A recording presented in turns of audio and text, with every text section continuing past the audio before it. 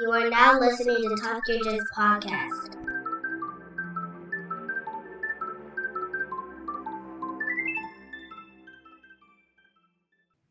All right. Welcome back to the Talk Your Jits podcast. This podcast is, as the name implies, all about jiu-jitsu. I'm your host, Lamar Smith.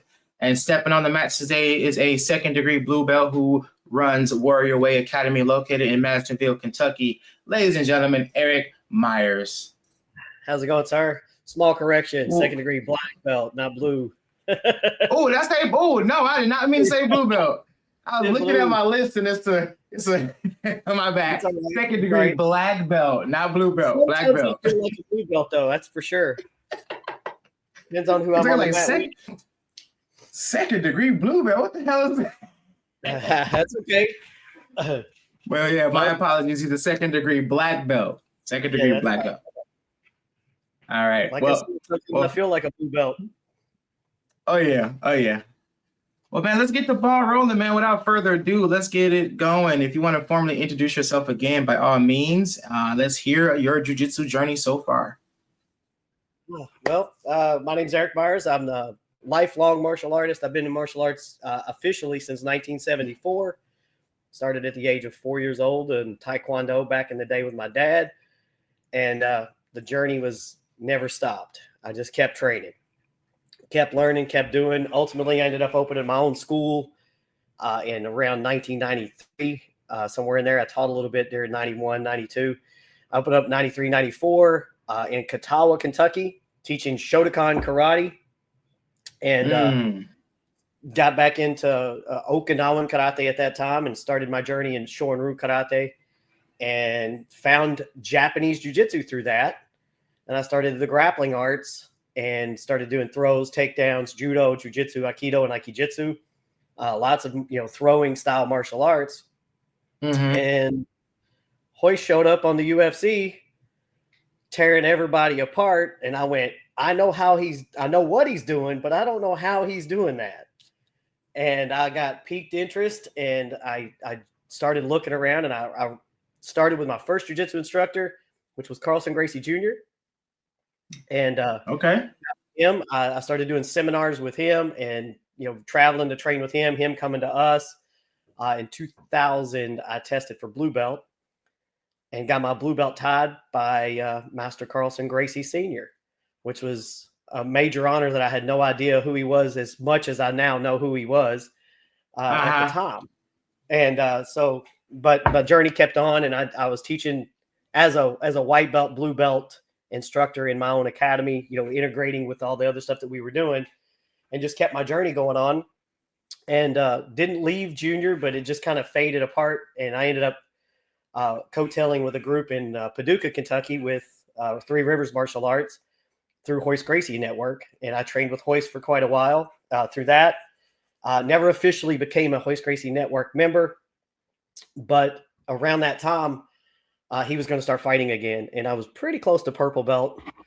And I just decided I needed to stick with somebody and stay. And just because our school was growing and we were getting a lot of following. So I was like, okay, I need to be in with something and stick to it and never change. I started looking around and made a few phone calls. And I landed on making a phone call to a guy named Pedro Sauer. And I got him on the phone. He talked with me and we talked for a few minutes and he asked me if I was officially with Hoist. I was like, well, officially, no. I said, but I've been ranked by him, so I don't want to just jump ship. Mm-hmm. And, because I got some stripes from him, I don't want to, be disrespectful. And he goes, well, let me call him. And he called Hoist, talked to Hoist, come back. Long story short, that's been 20 years. And so 20 years ago, I jumped to the Pedro Sauer Association and I've been belted from purple all the way to second degree by Master Sauer directly. So, and I just got my second degree in April of this year. Oh, well, congratulations. Congratulations. Wow. That's some heavy names, man, to be throwing out like that. I was always on the bad receiving end of all of those interactions, though. It was never me being in the positive.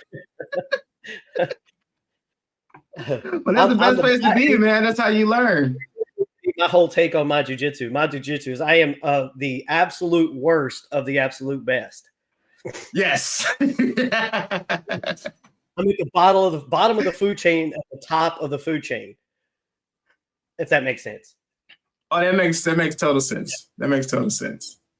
Yeah, we had that. I had that similar feeling a little bit earlier this year because we saw Grandmaster Joe Moira get his red belt. Yeah, and I've never had to awesome.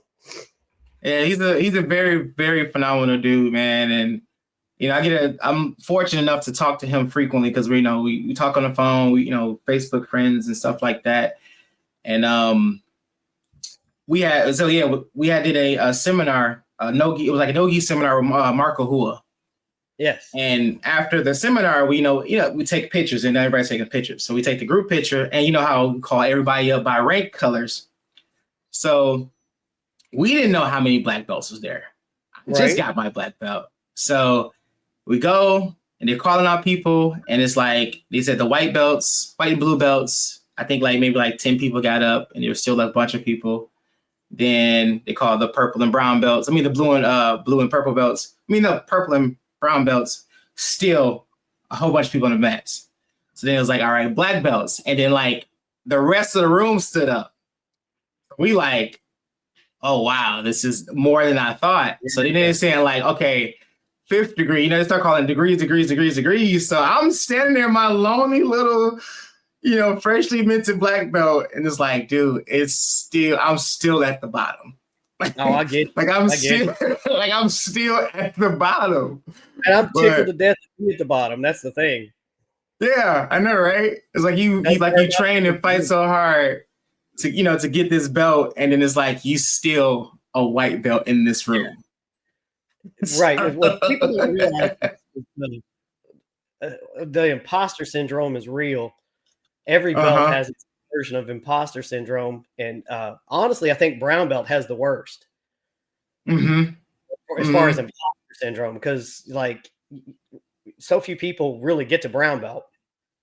Yeah, in comparison, those that start jiu-jitsu, the amount that reach brown belt are very nominal, and the ones that get there, it's you're really close to black belt. So you're like, I really deserve this. Multiverse booster gold features in. And no, sorry about that. Yep, that's all right. Your imposter mindset sits in at brown belt hard. Hard. Yeah, hard, real hard, because you're close to black belt, but you're like, do I really deserve this yet? Mindset. In black belt, why am I wearing this? I suck at jiu-jitsu. Yeah. I didn't give it to me. I tested for it. Somebody gave it to me. I didn't take it. I didn't buy it. Like someone else entrusted me with this belt. I didn't say, hey, give it to me. One of my best mentors, Jorge Jimenez, he's down in Atlanta area. And I was talking to him about imposter syndrome and how bad I was having it. He goes, dude, you need to shut up about that. I said, what do you mean? He goes, Master Sauer gave you your black belt because he thinks you're a black belt. He goes, you didn't get it. You didn't take it. If anybody else don't like the fact that you're wearing a black belt, send them his way and have them ask him. Yeah. Yeah. So, that's what it is. And I mean, I'm definitely not nowhere near the caliber of some of the people he's created in this world. But he entrusted me that I am good enough to wear a black belt representing him. Exactly. Exactly. And once I realized that, I had to go, okay, I'm okay to suck at jiu-jitsu. Just realize I'm terrible at it, and I just get a little bit better every day. That's it, man. And I had I can't really go into too much detail, but when I got my black belt, and people was like, well, how long you been training? It was like, I've been only training for 7 years, and he's like, 7 years. How did you get your black belt so early? Who was your instructor? Where's your lineage? And blah, blah, blah, blah. So I'm like, I mean, I don't have to prove nothing to you, but if you want proof, go see, like you said, go talk to Grandmaster Joe Moira and tell him that, see what he says about it. But it shouldn't have to be like that. I'm not no one special, I just love the sport, and someone, like you said, entrusted me with this belt. So I'm not going to be the person to police anybody on what they earned, you know? So Well, the one thing that goes back, if you go back into the other eras of martial arts back in the day of, taekwondo, karate, kickboxing, and all that stuff, there was a lot of people handing out belts that people didn't deserve. They either paid for them, it happened, and we know it happened, that they just wasn't that good. They just got a belt for whatever reason. And jiu-jitsu's, people will try to accuse people of that in jiu-jitsu. It's impossible. You can't do that. Like somebody might get it a little quick or maybe a little early, but the instructor sees something in them that they're going to be something bigger on the down the road, because the instructor did. Belt testing fees are nominal, if almost non-existent in jiu-jitsu. So it's not the money. It's not the money, right? It's not the money that's going to cause people to give you another belt. It's like, it is what it is. It's like you got another, you went from blue to purple belt, and maybe you did that in 3 years instead of 4. So what? Maybe you come to class 8 times a month. Yeah, because that was my thing. I was teaching, I was teaching kids class, helping teach the adult class on top of training 3-4 days a week. So accelerated learning. Yeah, absolutely. Yeah. Well, everybody wants to argue about how long it takes. It took me 17 years to get my black belt. Okay. But who's going to argue with BJ Penn getting his black belt in 2 years? Exactly. I mean, the dude's a phenom. That's his name. That's his nickname. Exactly. Come on. It's like he got his black belt that fast because he lived at the academy. He was always on the mat. I didn't have that luxury. I had a job and I have kids and all that stuff. It took me longer. So what? Some people get it fast, and some people get it soon. It doesn't make any difference. It's just enjoy the process and just play and have a good time. Yeah, I mean, because honestly, if the belt, it signifies that your knowledge of the sport. It doesn't make you a jiu-jitsu master, right? Like show, like you have to show that. You have to be able to prove that. Like if you want to step on the mats, we can step on the mats and do it. It wasn't like how you see these dojos where the teacher was like, I'm going to go ahead and take this brown belt off and give myself my black belt because I've been doing this for X amount. Yeah, not doing that. Yeah. No, I respect the art too much to do something like that. Down to integrity and your what you believe in. I would never promote myself. Ever. No. And those that do, they don't have any good mentorship in their life. Yeah. Master Sauer told me a story of his situation with Hickson. Hickson got his 9th degree and wouldn't wear it. He just refused to wear his 9th degree red belt because he said he wasn't old enough. And so Master Sauer was the same rank as Hickson on paper. And Hickson, and Professor told me, he goes, I had to take a stripe off. I took a stripe off my belt because I'm not going to be the same rank as my teacher. Yeah. That sounds like Grandmaster Francisco Mansour, because he's a 9th degree, and as a gift of the sport, Joe gave him his 10th degree, and he said, I love the gift, but I'm never going to wear this belt because I would never be the same rank as I can't be the same rank as my master. Right. And it's like, yeah, I mean, like you said, it's the integrity and the respect and, love that you have for the sport. Because even when I bought, my next belt, like when I was a white belt, I bought my blue belt. I didn't touch it. It just hung up in the corner. I didn't let me put this on and see how it feels. I didn't want nobody busting through my window. What are you doing? Yeah, right. Go ahead and get your next belt and hang it on the wall. That way you don't forget. That's what you're coming for. I did that all the way up. I did it every time. I got promoted. The next belt was in the mail. Got promoted. The next belt was in the mail. Then when I got my black belt, I gave it to my instructor. I said, here. Like, nope, I don't even want to hold on to this one. Here. I'll get this belt when you give me this belt. So that's awesome. Yeah, I had that same scenario. Yeah, I did the same thing. I just put it away. I just got one and put it up. Ready. Yep. I stared at it about a half an hour and it's like, yep, here you go. Cooled over a little bit. Oh, there's a spot on it, but I got to clean that off. Right, let me. Dust it off. Let me get the white gloves to touch this. Spray to get it off. Man, I know, right? But I'm like I said, I'm no one special. It's just someone who loves the game, love the martial art, love the philosophies, everything it stood for, and everything it did for me on and off the mat. So, you know what? You just said something that kind of brings something to my mind. Is like, you said you're no one special. That's actually a two-way logic. Yeah, we absolutely all are extremely special. Those that practice jujitsu, okay, we're extremely special. But in the world of jujitsu, none of us are special. Right. Yeah. Because everybody that comes to the mat has something to bring that you're going to learn from a white belt, you're going to learn from a grandmaster, and anywhere in between. Yep. So that's the mindset that I like to bring is like, I don't know everything at all, not even close. Not even. But what's one of the cool stories is, I always revert back to Master Sauer for the last 20 years. We were at a seminar and he walked by and he goes, "Hey, my friend," he goes, "let me show you a move I just learned." And I'm like, "You're an 8th degree black belt. What do you mean you just learned this move?" In my head, I didn't say that out loud.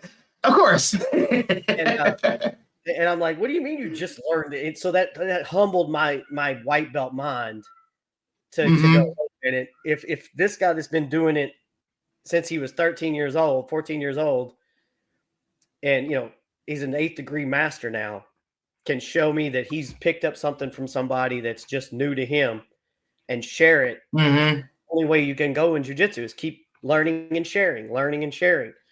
That way the sport has, through self-defense and through the art of, the sport itself, it grows when we share instead of just hiding it. We all know how to pass the guard. We all know how to do a kimura. We all know how to do a triangle now. Everybody gets this stuff now. Let's just open what do you mean secrets? There's no secrets anymore. Let's just share and stop all the rivalry stuff that goes with all that crap. And man, I'm telling you, it's like we all here to learn, man. We all here to learn and grow. Like it's no need for that. And what's funny you said that about him, like saying like, "Hey, let me show you something that I've learned." At that same seminar we had it was Mark Ahua, and then we had Victor Terra, which is a phenomenal competitor. And he was going over I think it was some kind of, I forgot what the sweep was, but he goes over it, and then he's obviously walking around helping with the technique, but like in the corner, all Brazilians no less than like 5th degree, 4th degree, and all the bigger belts over in the corner, and they're all sitting around going over this technique, and they're all breaking it down like they're just white. They're like they're white and blue belts. You got you got Gustavo sitting there, and you got and he was working with somebody, and you got everyone just around just like this. Yeah, and I gotta find this picture, but they're all just standing around, like you said, like we're just all in, like just learning. But you're looking at these like these are 5th degree. This is a red belt. This is this and this and that. But everyone's sitting there learning together. Yep. No one feels like they're bigger than the other. Like I can walk up to a higher belt and say, "Hey, can we rep this technique, or can we do this?" And down to the white belt can come up to a black belt and say, "Hey, can we rep and learn this?" And no one is being shunned away. Everyone feels welcome. Right. That's the beauty of the sport. Yeah. Absolutely.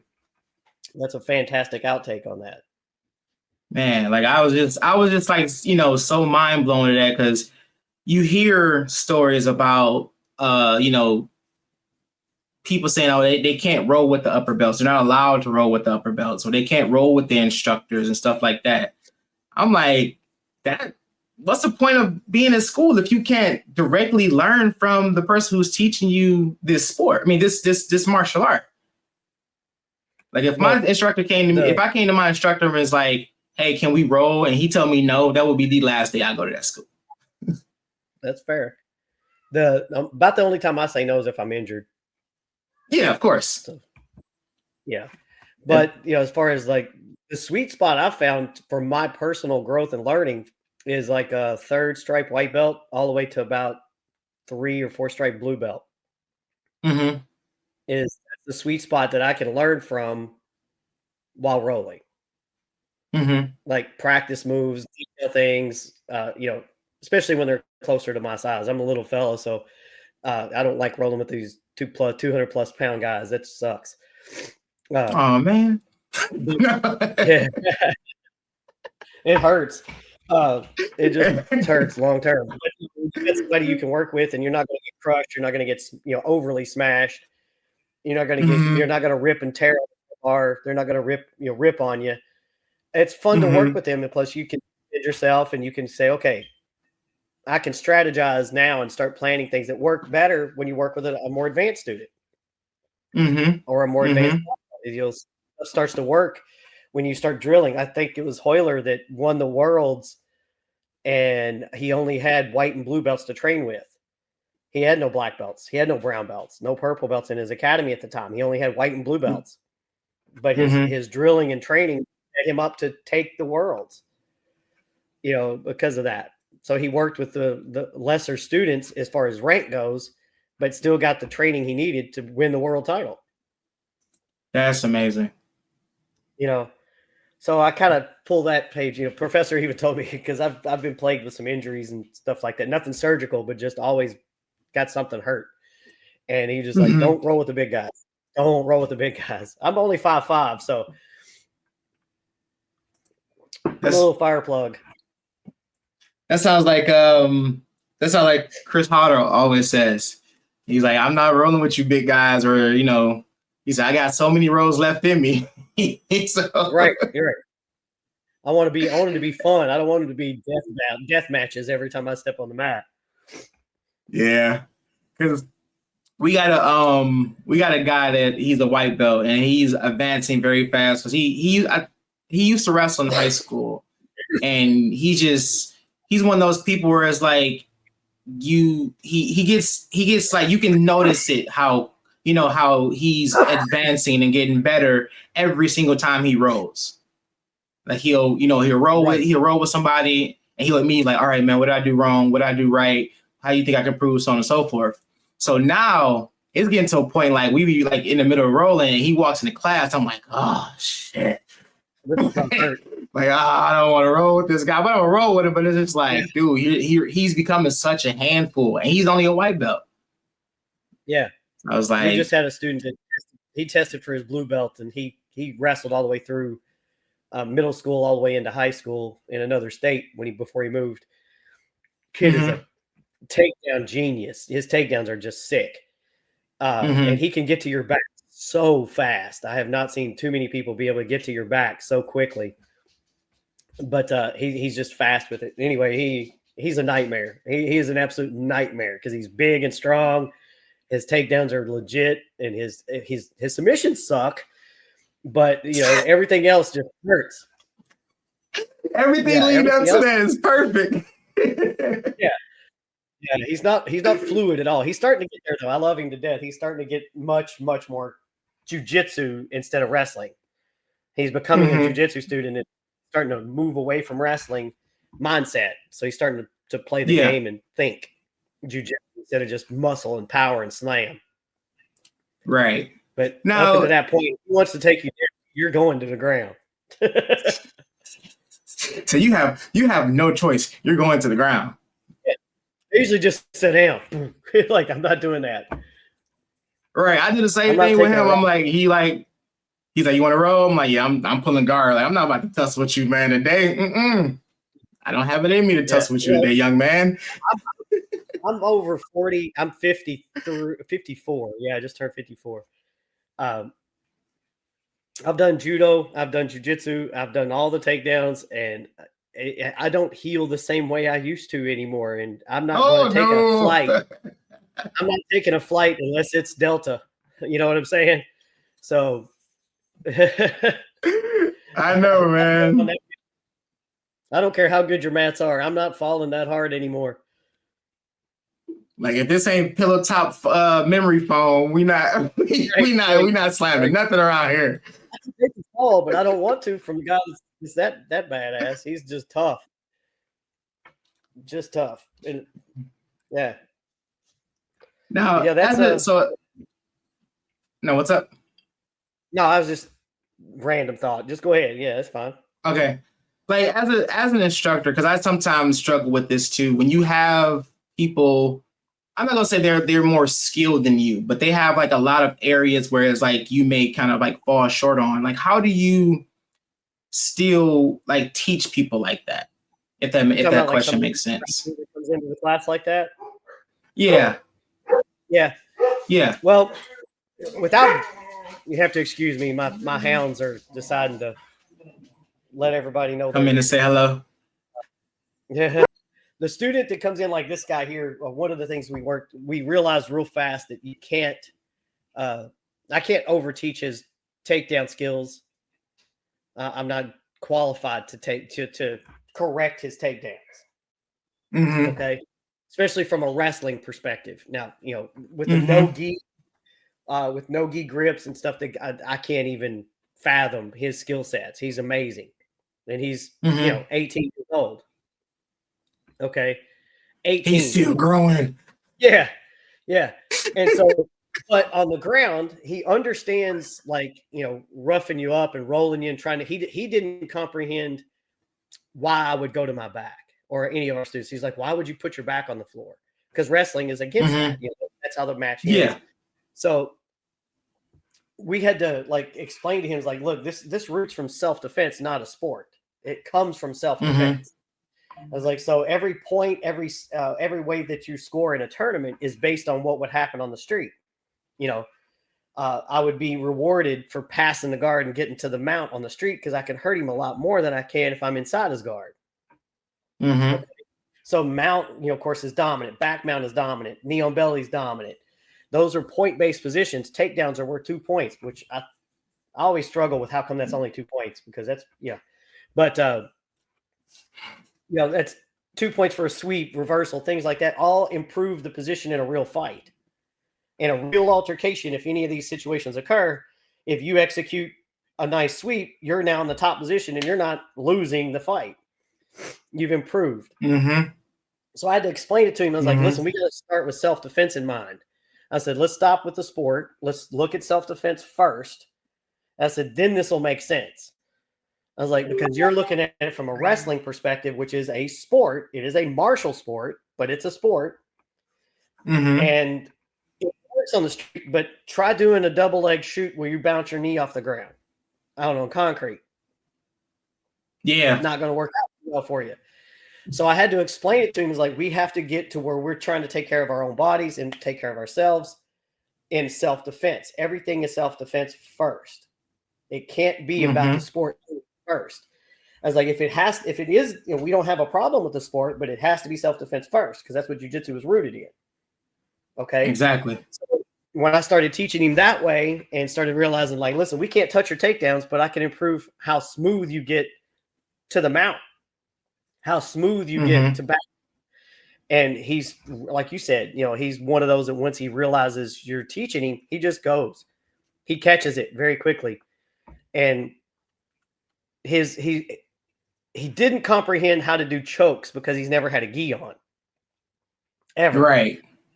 And then so we start teaching him how to control the gi, and he's fixated on it now.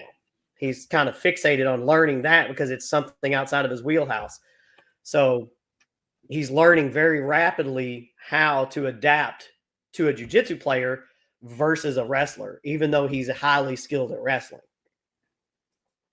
But we had to start with self-defense. That's what broke the mindset, because it had to be self-defense. It couldn't be sport related. It had to be that. And that's what worked for him. And most people that does that, most people that walk into your academy anyway, most really don't care about tournaments when they first start. No. The majority has no interest in competing whatsoever when they first get going. Right.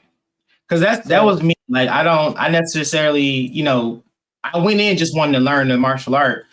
And then he was like, we were talking about tournaments and stuff. I was like, I don't really care about the idea of competing. I will, eventually will do it. I've done a couple, but that's how I was like, Right.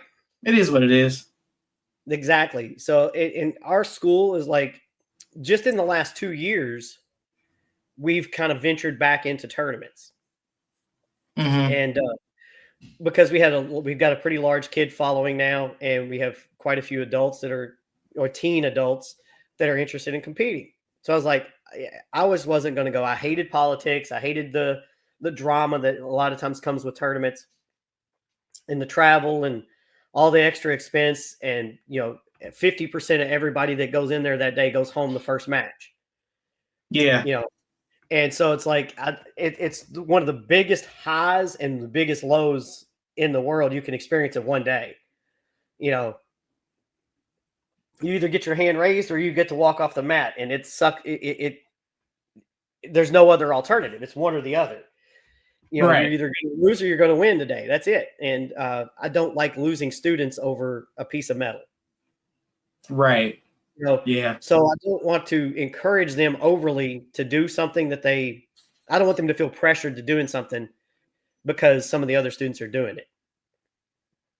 So our goal is to teach students like, hey, focus on learning jiu-jitsu. That your tournament career is irrelevant to your progress in jiu-jitsu. Right. So, but I will tell them this is if you go to a tournament, you're going to be able to test your mettle against people that are supposed to be your same level.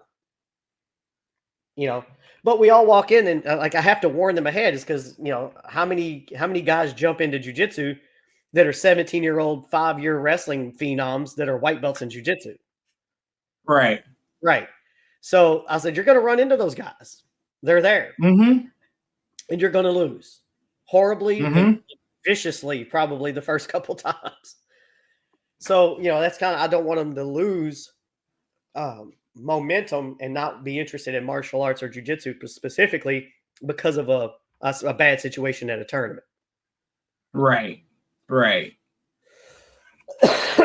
we move forward from that, and we've got enough that are competing now. Excuse me. We got enough that are competing now that it's the momentum's coming. That the ones that want to do it are doing it for the right reasons. They understand. Mm-hmm. Hey, wins and losses, it doesn't matter. One of the coolest things I did I have one student. He's just now 18. He's a blue belt, and before we started going to tournaments, and at Fuji, you could go in and you could register for your division. And if there wasn't not very many people there, you could jump into multiple divisions and just go. Mm-hmm. That guy, this kid, he literally did 35 matches his first tournament. Jeez. And of course he lost. He lost. I think he only won like 3 or 4 out of the whole match. But he goes, I lost way too many. I was like, no. I'm glad you lost a lot. Yeah. And he was, what do you mean you're glad I lost? I was like, that's how you learn. I was like, you're going to be way better than people, but you did 35 matches in one day. How are you walking? It's because you're 18. Yeah. It's because you're 18 and young. I got that, that new car smell. That's what he's got. It's like, that's the reason why you can even do this. So right. Let's keep doing it. Let's not get hurt, but let's enjoy the process. And the kid's teaching for me now. Oh, wow. Okay. He's that good. He's catching on super quick, and he's not afraid to lose. That's how it's supposed to be. Yeah. So that's kind of our thing. Is the transition to tournaments. Is we've started doing a lot of the Fuji championships because we love Fuji the way they're ran. So much so I decided to throw my hat in the ring and become a referee with them. So nice. I did my first one this past weekend as a referee for Fuji. So that was we were in Louisville for that. So that was a fun tournament. Had a great time. And I like everybody that works with that company, and they try their very best to run a very fair event for everyone. So it's well. We don't get too many Fuji tournaments here in Detroit. Yeah. Yeah, which is weird, but I'll talk. Yeah, to man. Tim. Yeah, we get them every now and then. We mainly get Grappling Industries and mainly Grappling Industries. Yeah. Not just sometimes Fuji's rare. I'm like, we need more, man. We need more tournaments. We need more tournaments. Definitely not any other brand that runs tournaments, but my experience is I've not had just a couple of incidents that were even, and most of those incidents are other clubs or something like that coming that have, bad attitudes. Yeah. But they're far and few between at these events for whatever reason. But the way everything is handled, the way everything is done, you don't notice them as much, the way they take care of business. So I enjoyed it. Good. So, but yeah, that's kind of how I transition. What's that? I said, shout out to Fuji. Yep. I love it. Yeah. Because I mean that's kind of one of the things I usually warn our students about is like, with tournaments is because like I said, we usually get Grappling Industries, and 9 times out of 10 something goes wrong at tournaments like this because they try to they squeeze everything into one day. Yeah. So it's like you don't really know you don't know what match your time is until you get there, and that's if there's enough people in your division. Like, for example, the last Grappling Industries I signed up for both gi and no gi. And I didn't find out to the day of that my first match was only going to be no gi, and it was like 3 in the afternoon. Oh, man. So I was just like, all right. And then the time kept changing. I getting pushed back, pushed up, pushed back, pushed up, pushed back. Because it was like, people was coming in to register and then they were leaving. And it was just like, all right, man. This, all right. I'll tell you, I competed as a blue belt at the Arnold's I want to say I think that was 2004. Okay. Mm-hmm. I competed at the Arnold's in Columbus. And I only did gi. And I think I may have done both. I think I did both. But I think it was like 7:00 at night before I went. And I had been there since like 7:30 that morning. Yeah. And that was blue belt division. That's not even the black belts, Right. So that was a long time ago. So tournaments have come a long way as far as like their organizational skills and how they're ran and in that software Smooth Comp, where they pretty much got all your matches done before you even get there that day. Yeah. They got it almost all settled in. Pretty cool. Yeah, because once you get like upper, more higher in the ranks, the number of matches kind of just dwindles like crazy. Yeah, they go to 0. Real quick. Yeah, because we had one of our was he a blue belt yet? I'm trying to remember if he was a blue belt yet. But for the sake of conversation, we're gonna say he was still like a 3-4 stripe white belt, and it was his first tournament. Now I told him, I was like, dude, white belt tournaments. I mean, white belts in tournaments is gonna be like 100 of them. Yeah, you're probably gonna have about 8 to 10 matches, and you guys, it's not like a lot to like end the match quick. So you're going to be tussling for at least about 5 minutes each match. I don't think he made it. I think by the 4th match, he was just like, dude, I'm tired, dude. I can't do this no more. I was like, but the cool part about that is you got to tell him, it's like, everybody else is tired too. Right. Everyone else is tired too. I'm like, dude, pace yourself. Like, pace yourself. Right. Then, like, he's all right. And they caught a cramp in the middle of his match. What I've seen a lot of tournaments start to do, which is really good, is they put no more than like 4 or 5 people a division. Mm-hmm. Especially with the kids divisions, they get it to where they're going to medal. They're going to medal, but they may not get first place, but they're going to medal. Mm-hmm. They're going to have 2 to 3 matches. At least probably 3 matches to decide whether they get bronze or gold. One of those. So that's pretty cool that I see how they're, helping the kids. And I think they're starting to do a little more of that with the beginner divisions, like dividing those weight divisions up even more, especially when you got so many there. Yeah. Because I mean, granted, like, black belts, it's not that many, but, they combine the brown and black belt division. But it's like, once you hit like 220, it's 220 and like 221 and up. Right. So it's just like, oh my God, dude. I'm so tired of fighting dudes like they got like 30, 40 pounds on me. Yeah, yeah. Because it's like, and we started standing too. It's like, all right, come on, man. This is just.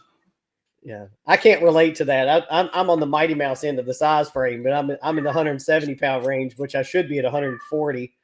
But it is what it is. I should be walking around about 150.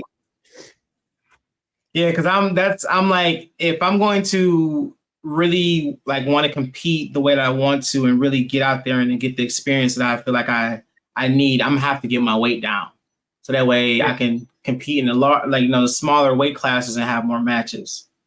So that's weird. Yeah, so that's where I'm at right now with that. Trying to get the weight down so that way I can be a little bit more comfortable competing with people it'll literally be people my size. Yeah. Versus just being everybody that's bigger than me.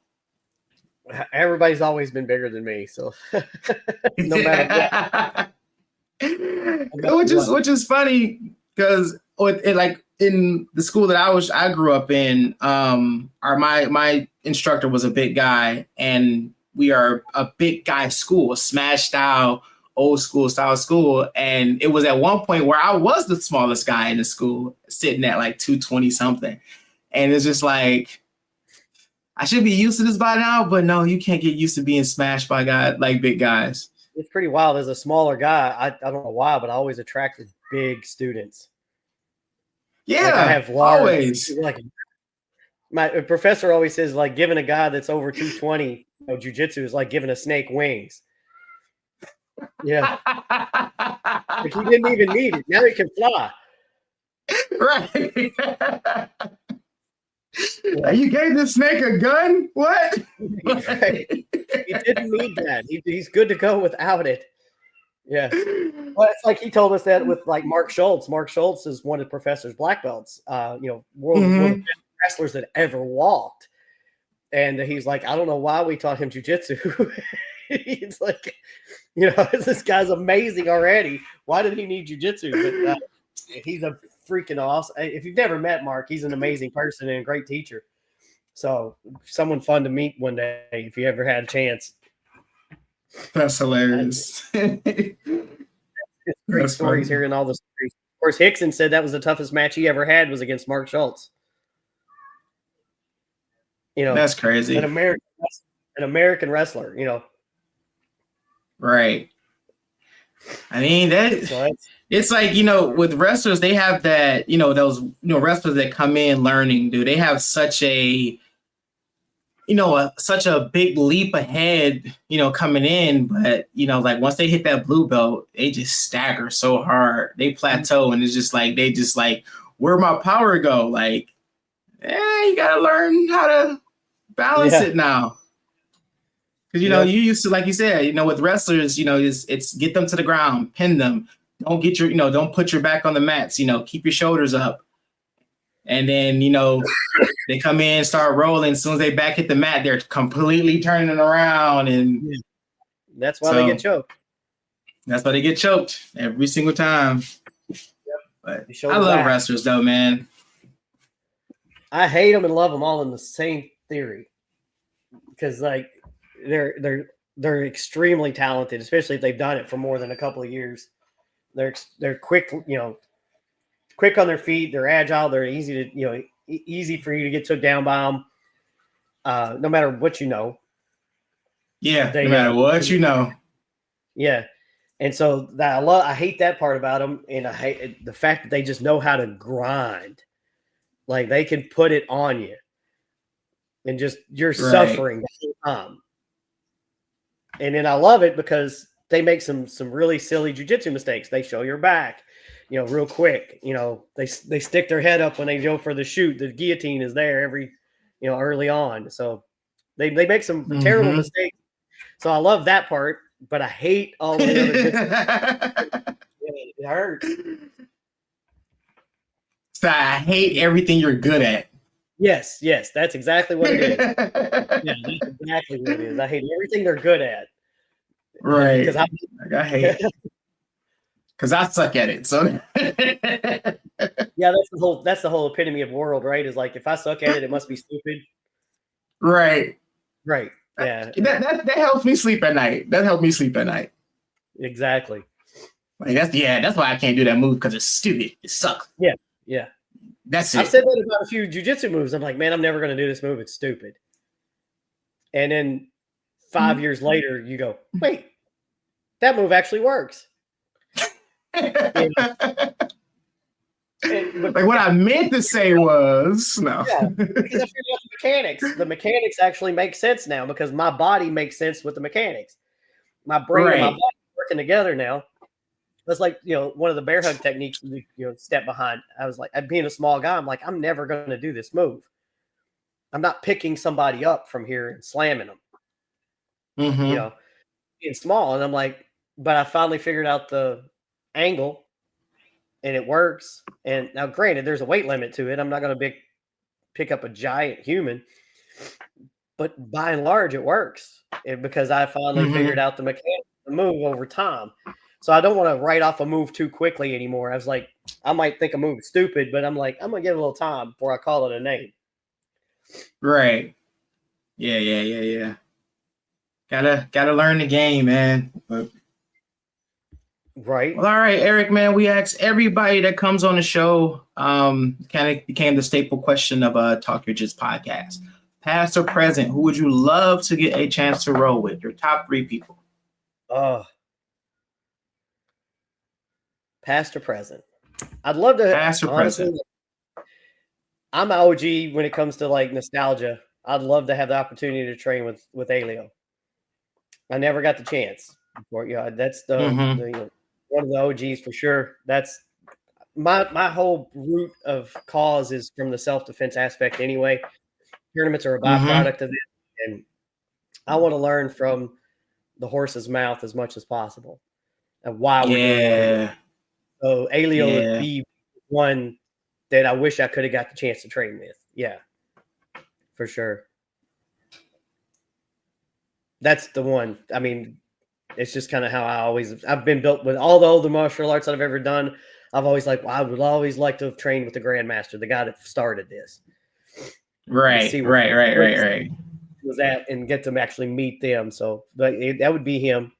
And the next best thing that I've trained with, I've trained with, I've been at seminars with Hoist numerous times, Hickson a few times, Hoyler once, and of course Master Sauer tons and tons of times. So it's kind of like the next best thing, you get, and of course I've been on the floor with the nephews or the grandsons, so Hinner and Hedon, I've trained with him a few times. And so it's like pretty close.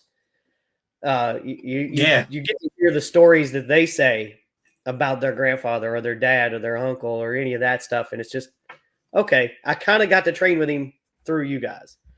Right. The closest to the fire you're going to get. Yeah, that's it. That's been my ambition, is just to kind of, I like the modern look of jiu-jitsu, but I still like the nostalgia. I'm always going to be and always been an old style jiu-jitsu guy, from the origins. Self-defense first. Here, man. Self-defense first. And, have some fun playing around and seeing if you know how to stop somebody from trying to hurt you. That's it.